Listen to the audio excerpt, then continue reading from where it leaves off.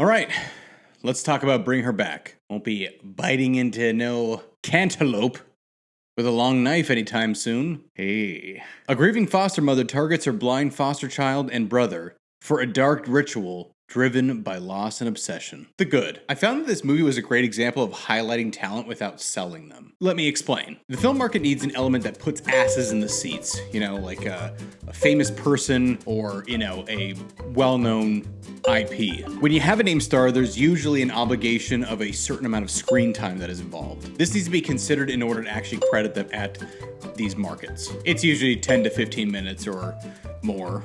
And then you usually have like 2 days to actually, film and shoot them out. Very stressful and most of the time uninspiring. While Bring Her Back has a notable star in Sally Hawkins, they don't just showcase her in easy close-ups or inserts. Keep doing this neck thing. Her and the talent around her are treated equally and cinematic. And this is something that I think is very notable when it comes to the Filippo brothers or Raka Raka. Their concentration is within the actual world that they're trying to build. Also, the Filippo brothers really know how to get under your skin, whether it's visually or audibly. The way that they present the scenes and the characters, especially when it's the lead up to something that is grotesque, the thing that they do the best is that they actually present the uncomfortability an audience member will actually feel watching it and hearing it and feeling it. Wow. Like I said at the top, knives and fruit will never go near my mouth. I don't know why. Every time I say near my mouth, like say anything mouth, it just sounds. I go to a gross place.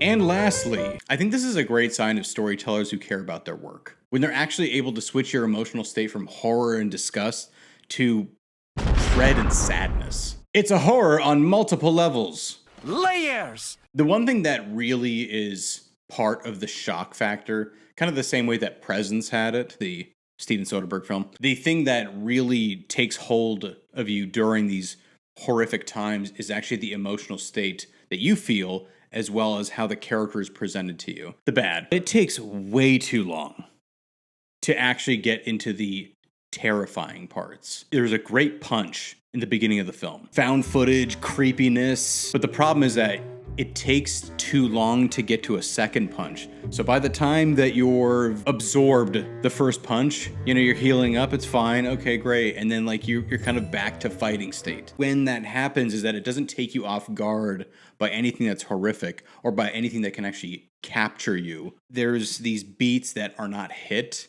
that then aren't substituted with something that keeps your attention. Overall, I think it's really interesting to kind of see how the Filippo brothers are versus the films that they make. And like their juxtaposition from personally to professionally, it's echoed in their understanding of expectation versus reality. On one hand, you were expecting a horror, but are given an emotional gut punch about a mother's desperate motivation that you'll actually find yourself being attached to. It's definitely an emotional roller coaster. You will be going the ups and the downs and figuring out that you hate roller coasters and would rather sit on the bench, eat your popcorn, let the people have the fun, and you just stare at that crack.